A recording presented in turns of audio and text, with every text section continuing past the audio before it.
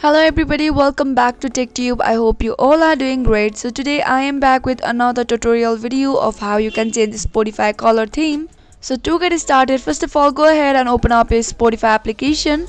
Once you open it, you'll be appear with the home page of Spotify. In order to change your Spotify color theme, you cannot change it from the official app of Spotify. So what you can do is go back to your home screen and go ahead and open up your settings. Now scroll all the way down until you see accessibility. Now scroll all the way down and tap on per app settings. Now here go ahead and tap on add app and select for Spotify. Once you do that, go ahead and tap on Spotify again and tap on smart invert. Now change the settings to on, and once it's done, go back to Spotify, and as you can see on the screen that the Spotify color theme is already changed on my screen or on my Spotify.